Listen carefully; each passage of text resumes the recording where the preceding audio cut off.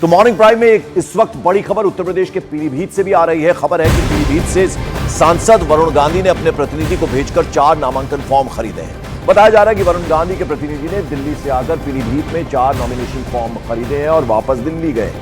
वरुण गांधी के इस फैसले से अटकलें अब ये लगाई जा रही हैं कि अगर बीजेपी उन्हें पीलीभीत से टिकट नहीं देती है तो वो इंडिपेंडेंट इलेक्शन लड़ सकते हैं। हालांकि सीटों पर नाम को लेकर अभी प्रधानमंत्री की अध्यक्षता में सीईसी की बैठक होना बाकी है। इस बैठक में यह तय किया जाएगा कि वरुण को पीलीभीत से टिकट मिलेगा या फिर नहीं मिलेगा। और इस बीच वरुण गांधी को लेकर चल रही अटकलों पर अखिलेश यादव का भी बयान आया। उन्होंने कहा कि उनकी कोई बात नहीं हुई है।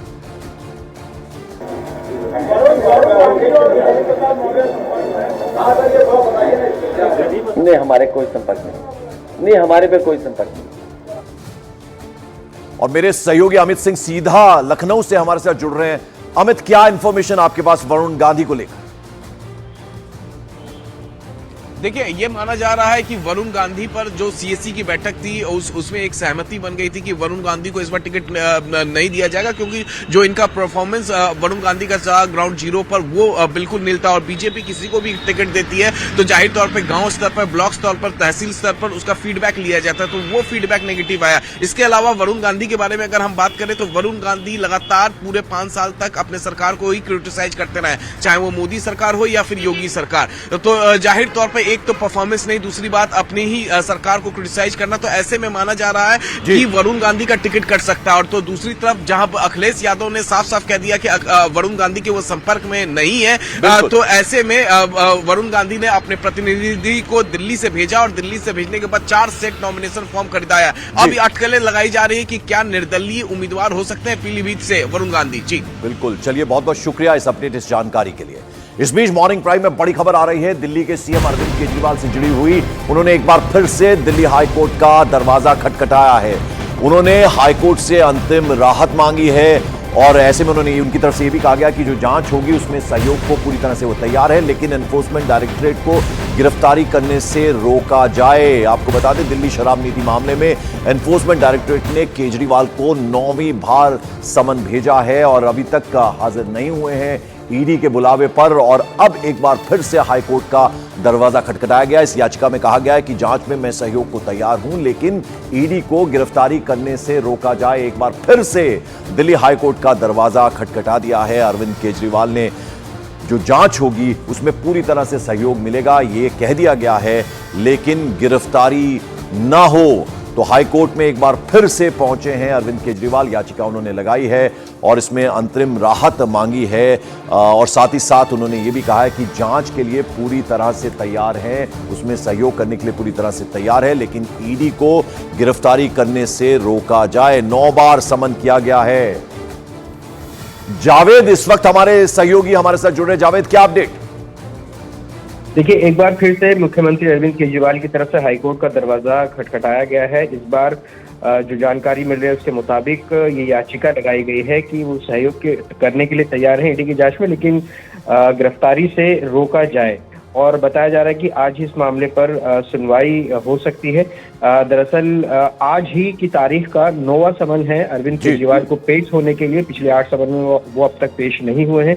इससे पहले कल भी इस मामले में हाईकोर्ट में सुनवाई हुई थी उसकी वैधता को लेकर, जिस पर अगली सुनवाई 22 अप्रैल को होनी है। अब देखना होगा कि आज की सुनवाई में क्या निकलता है। बिल्कुल, तो 9वीं बार आज समन किया गया है, आज पेश होना है ईडी के सामने। आज क्या वो पेश होंगे या नहीं? इस बीच जैसे कि जावेद बता रहे हैं कि एक बार फिर से दिल्ली हाईकोर्ट का दरवाजा खटखटाया, कहा है कि मैं जांच के लिए तैयार हूं, लेकिन गिरफ्तारी रोकी जाए। मॉर्निंग प्राइम में वक्त छोटे से ब्रेक का है, लेकिन ब्रेक के बाद जब लौटेंगे तो आपको दिखाएंगे बिहार की सियासत से आई है एक बेहद चौंकाने वाली खबर। कहीं मत जाइए।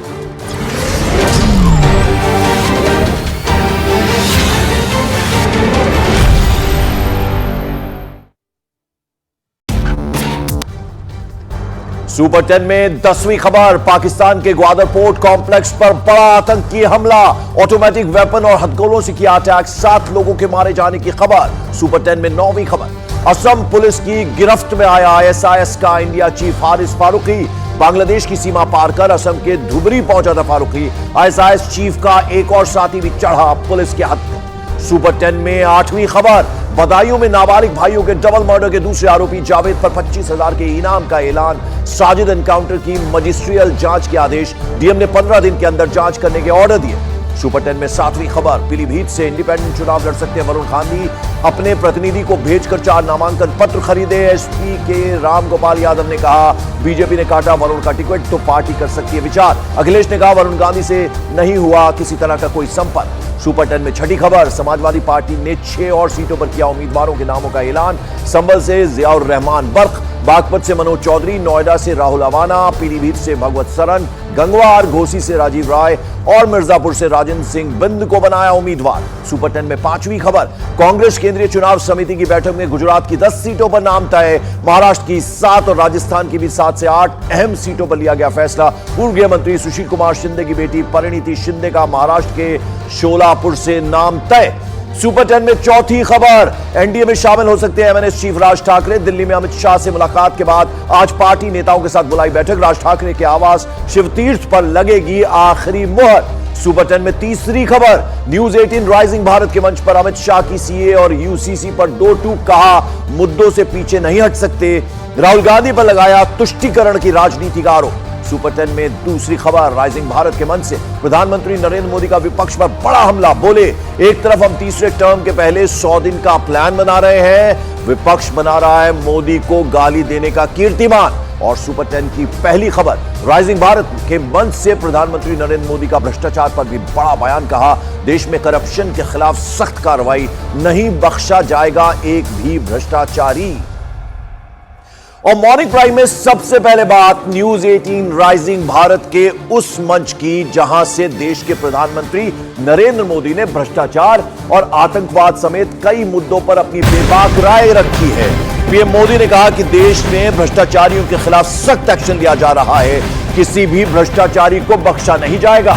साथ ही प्रधानमंत्री नरेंद्र मोदी ने राइजिंग भारत के मंच से पूरी दुनिया को यह मैसेज, यह संदेश दिया कि आज का भारत आतंक को सहने वाला नहीं है, बल्कि नया भारत आतंक को मुंह तोड़ जवाब देना भी जानता है। इसके अलावा प्रधानमंत्री मोदी ने न्यूज 18 राइजिंग भारत के मंच से विरोधियों पर भी जमकर प्रहार किए। अपने घोटालों को डिफेंड करने में जुटी रहती थी। आज स्थिति एकदम अलग है। आज सरकार भ्रष्टाचार पर कड़े एक्शन ले रही है। जो एक्शन लिया उसका हिसाब दे रही है। और भ्रष्टाचारी झूठ बोल बोलकर खुद बचाव की मुद्रा में है। तब देश पूछता था कि पावरफुल लोगों पर ईडी, सीबीआई जैसी एजेंसियां एक्शन क्यों नहीं लेती, ये सवाल पूछा जाता था।